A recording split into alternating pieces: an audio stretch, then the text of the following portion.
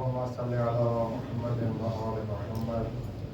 اللهم صل وليك الحجة ابن الحسن صلواتك عليه وعلى آبائه في هذه الساعة وفي كل ساعة وليا وحافظا وقائدا وناصرا ودليلا وعينا حتى تسكنه أرضك طوعا وتمتعه فيها طويلا.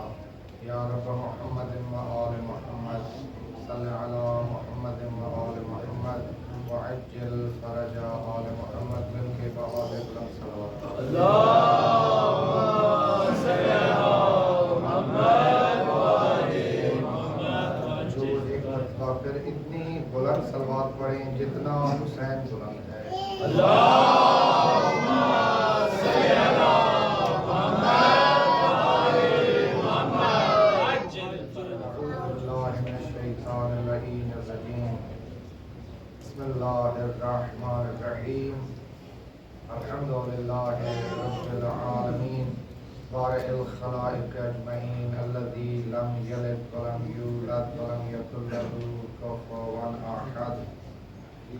الصلاة والسلام على حبيبه وشفيعه وحافظ سره ومبلغ رسالته سيدنا ونبينا وشفيع ذنوبنا وطبيب قلوبنا أبي القاسم محمد. اللهم صل على محمد وآل محمد. على أهل بيته الطيبين الطاهرين المعصومين المنتجبين المنتخبين المظلومين ولعنة الله على أعدائهم أجمعين من أول يوم ظلمهم إلى قيام يوم الدين وبعد يوم الدين.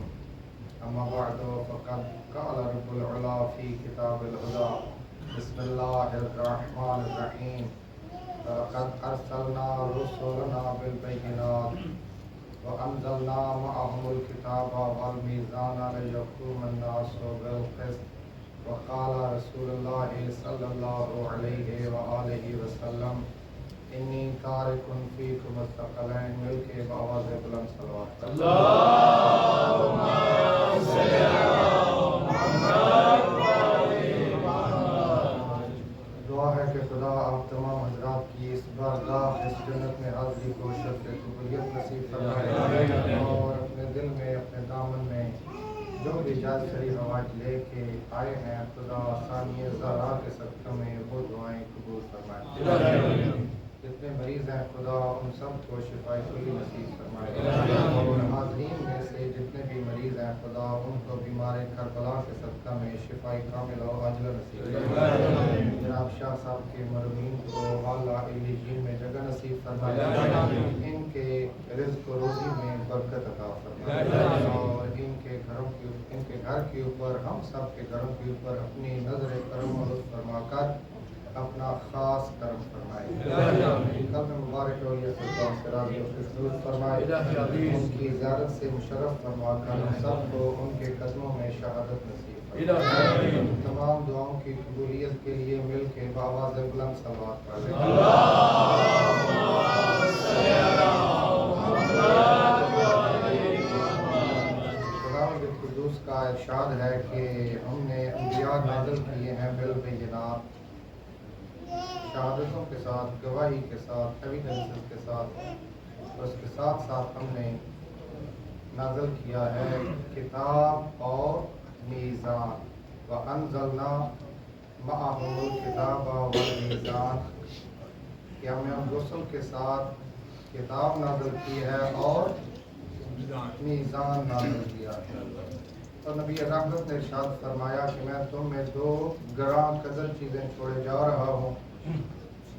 انی تارکن فیکم الثقلین کتاب اللہ و اطرتی اہل بیتی. ماشاءاللہ آپ ایک اشرا سن کے بیٹھے ہیں اور چند احادیث سے چند روایات تو ایسی ہیں کہ 3 یا 4 سال کے بچے سے بھی اگر پوچھی جائیں تو وہ آیات اور وہ احادیث اسے ازبر ہوتی ہیں. اور ان میں سے ایک حدیث یہ ہے کہ اے میرے اوپر ایمان لانے والوں میں تمہارے درمیان 2 گراں قدر چیزیں چھوڑے جا رہا ہوں.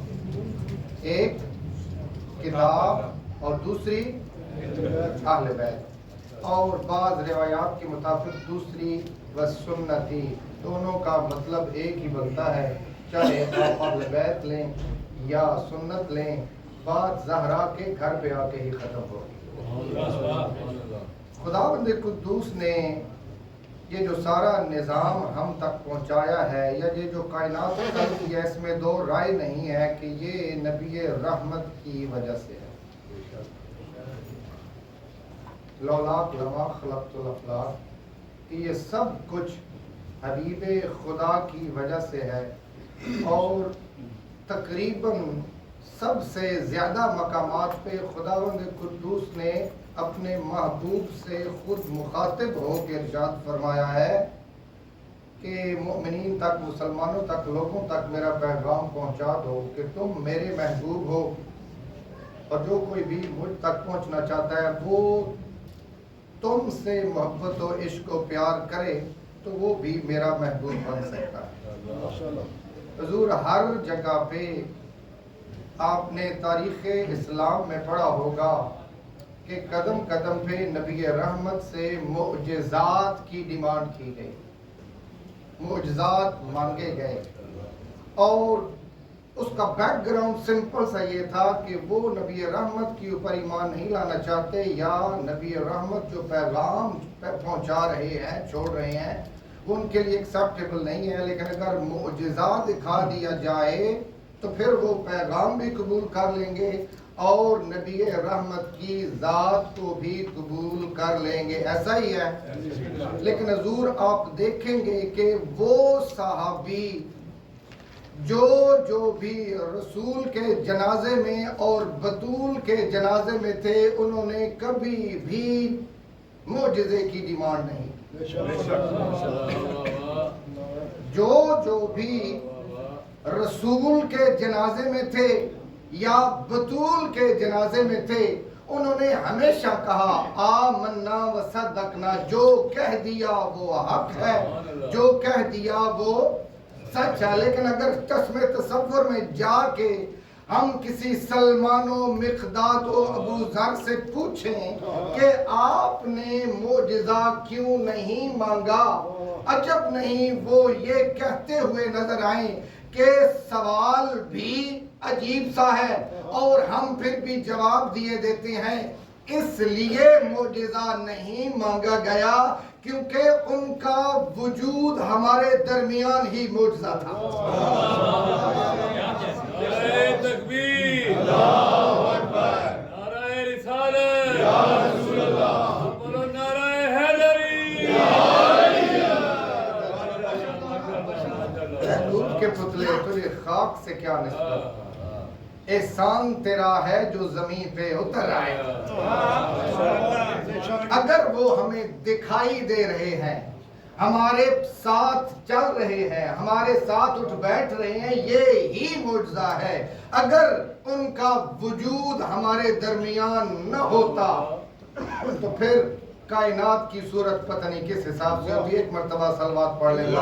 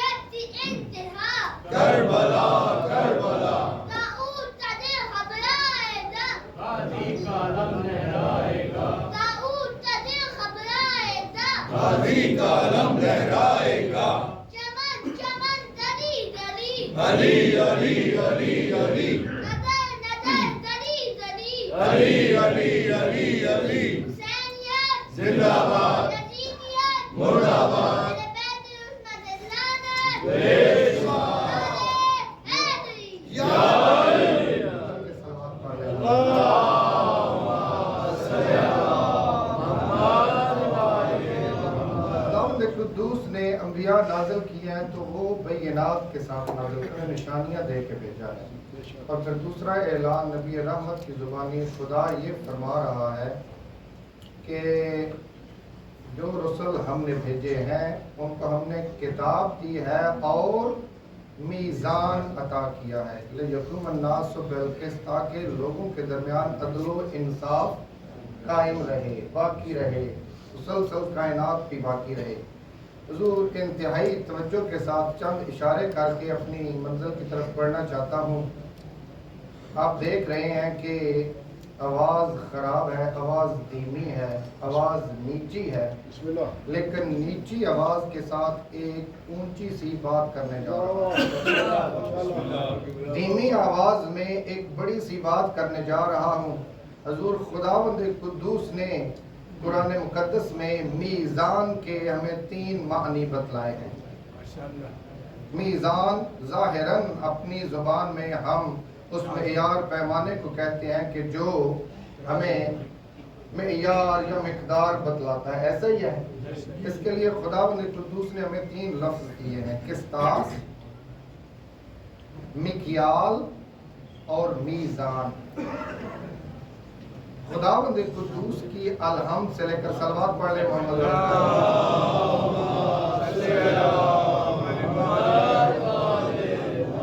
मीज़ान के पैरेलल हमें 3 लफ्ज़, 2 और एक्स्ट्रा लफ्ज़ दिए हैं, किस्तास, मिक्याल और मीज़ान।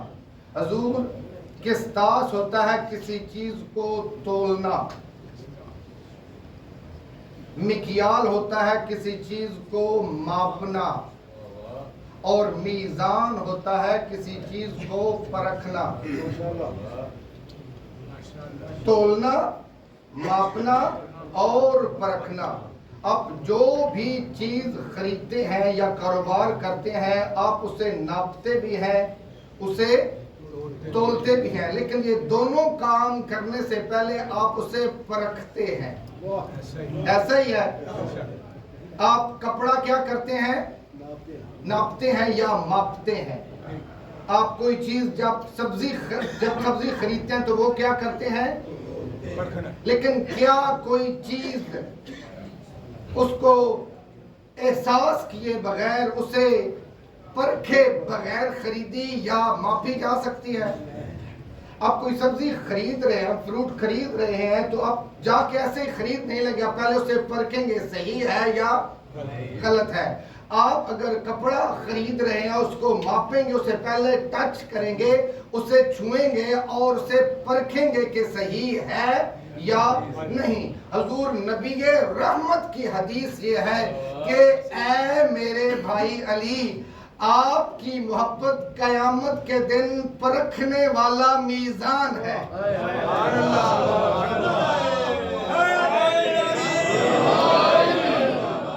परखी पहले जाएगी, तोली और मापी बाद में जाएगी।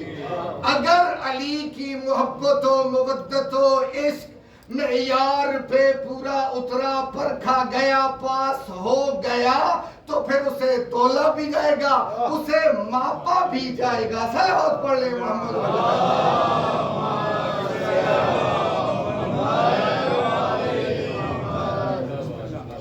और नबी रहमत की हदीस कि मैं तुम्हें 2 गरां कदर चीजें छोड़े जा रहा हूँ। कौन कौन सी? कुरान और मेरी इतरत, मेरी अहले बैत या मेरी सुन्नत। किसी में हमें दोनों में से किसी में कोई इश्काल नहीं है, क्योंकि नबी की सुन्नत असल में मुजस्सम की जाए तो वो 12 या 13 मासूमीन ही बनते हैं। इसमें किसी किस्म की कोई 2 राय नहीं है। जैसे नबी की सुन्नत को इन्होंने कायम किया है, ऐसा किसी और ने कायम नहीं किया।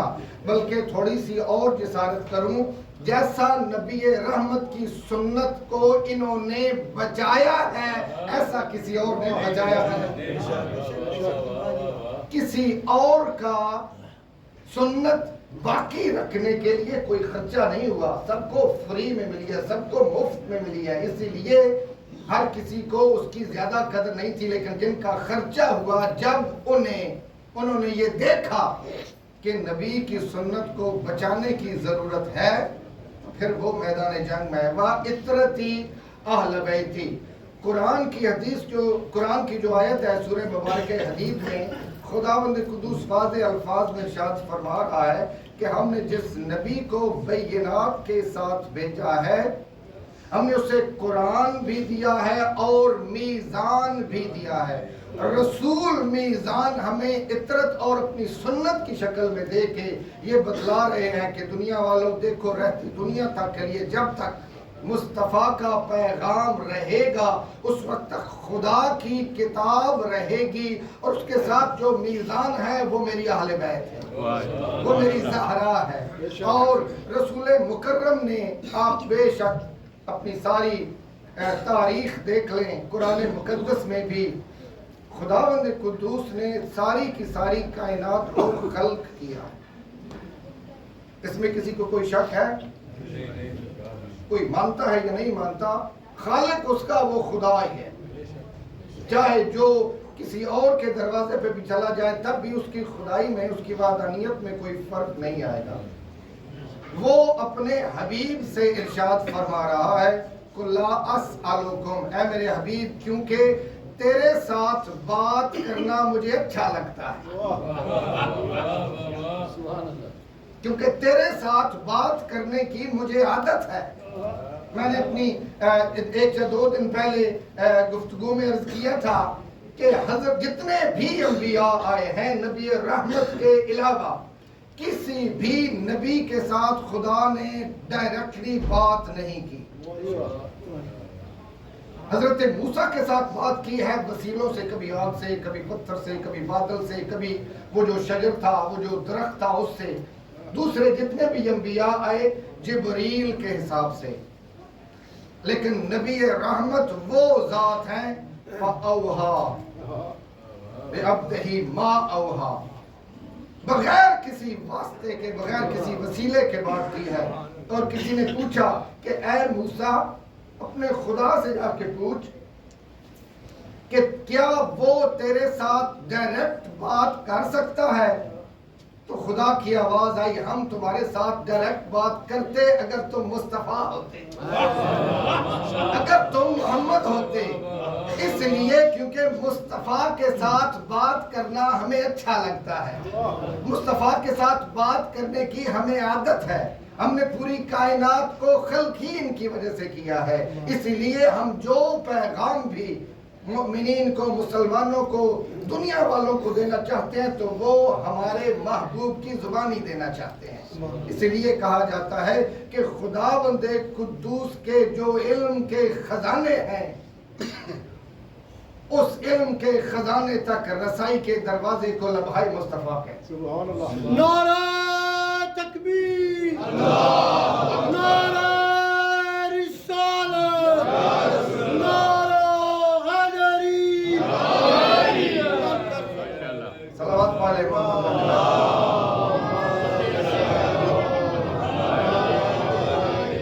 اے میرے حبیب, اے وجہ تخلیق کائنات, اپنے چاہنے والوں سے یہ چیز مانگ لو کہ میری زہرا سے مودت کرنی ہے. ابھی استاد محترم ارشاد فرما کہ آپ لوگوں کی اطلاع کے لیے عرض ہے کہ سید جاں حسین سیفی صاحب یہ میرے استاد محترم ہیں, ان کی صحت و سلامتی کے لیے ایک مرتبہ بآواز بلند صلوات.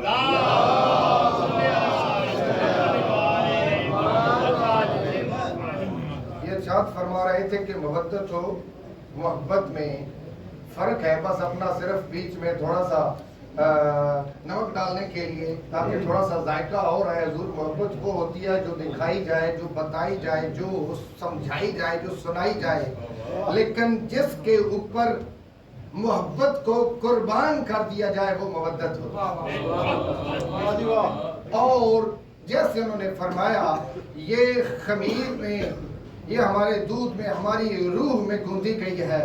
اور شعر بھی ہے کہ میرے جینے کی دعا مانگ کے ماں بولی تھی, اس میں شبیر پہ مرنے کی دعا شامل ہے. ہر ماں اپنے بچوں کی زندگی کی خواہش کرتی ہے, لیکن حسینی ماں جو حسین کے اوپر عزادار جنتی ہے, جو ان کو پرورش کرتی ہے, وہ یہ چاہتی ہے کہ میرا بیٹا زندہ رہے لیکن مرے تو حسین کے اوپر رہے. صلوات پڑھ لیں محمد.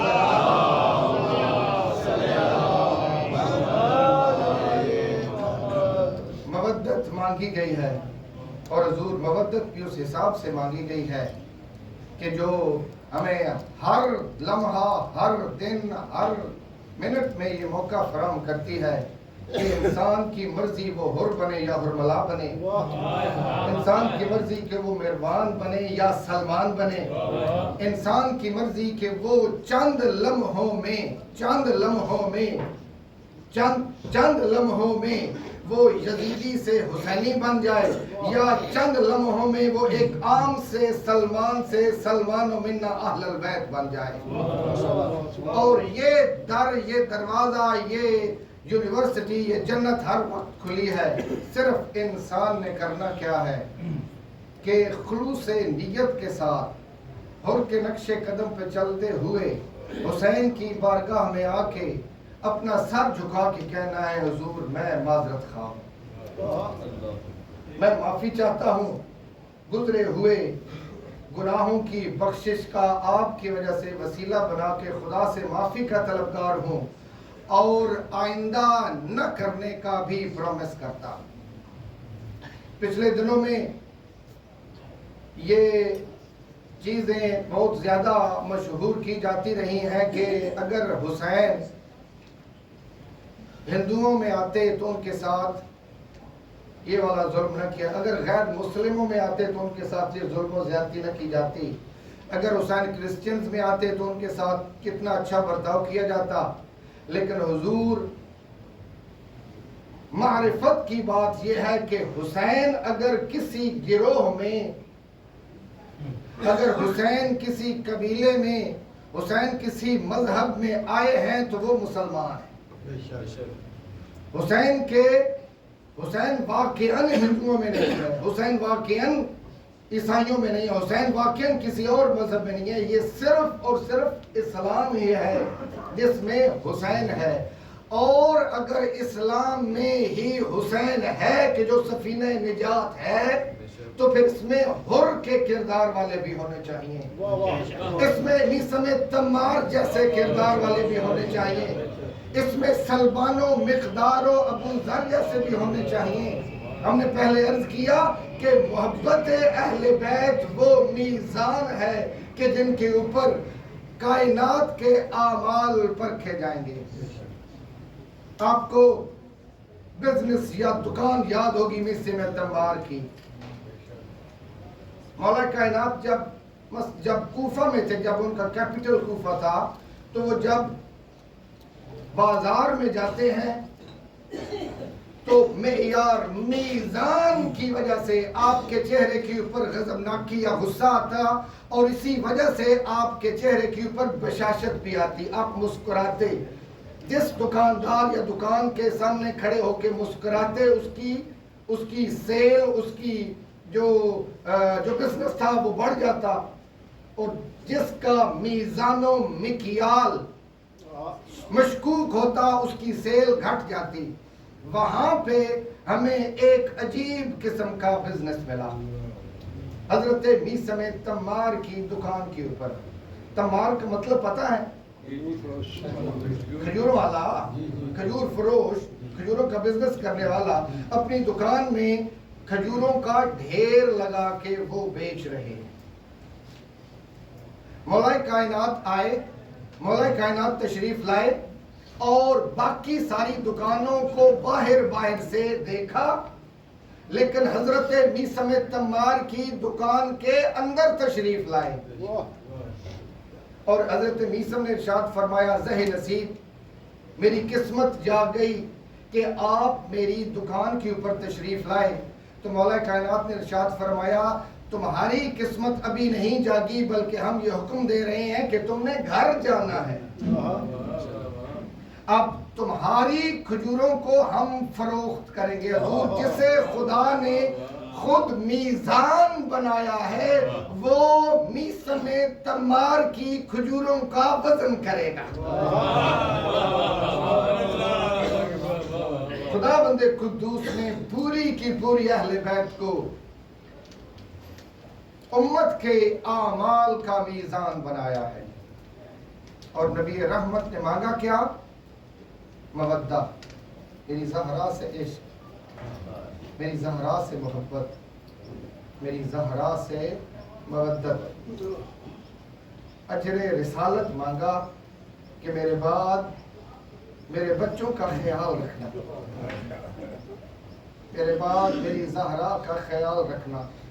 لیکن وہی زہرا کبھی مدینہ میں رو رہی ہے، وہی زہرا کبھی کربلا میں بین کر رہی ہے، وہی زہرا کبھی مشہد و بغداد میں بین کر رہی ہے۔ کہاں کہاں پہ رو، کہاں کہاں پہ بکھر گئے میرے جگر کے ٹکڑے۔ اور تاریخ بتلاتی ہے کہ کربلا میں ایک ایسی بی بی بھی تھی کہ جس کی عمر مبارک کم تھی لیکن جس کے مصائب سجاد سے بھی زیادہ تھے۔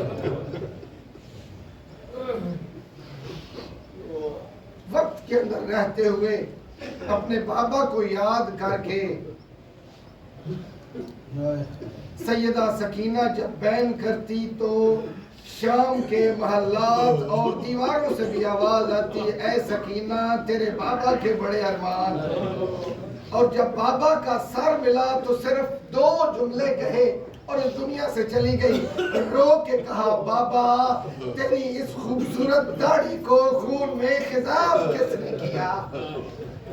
ایک بات کہی، بابا تیرے بعد جینے کی آس ہی ختم ہو گئی۔ بابا آپ کے جانے کی دیر تھی، ظالم ہمارے خیام میں آئے، وہ در جو تو نے یمن سے منگوا کے دیے تھے، ظالم اگر مانگ لیتا میں اتار کے دے دیتی، لیکن بابا ظالم نے ظلم کے نیزے سے اتارے۔ بابا تیرے بعد سکینہ کے جینے کی آس ختم ہو گئی۔ لعنت اللہ علی القوم الظالمین۔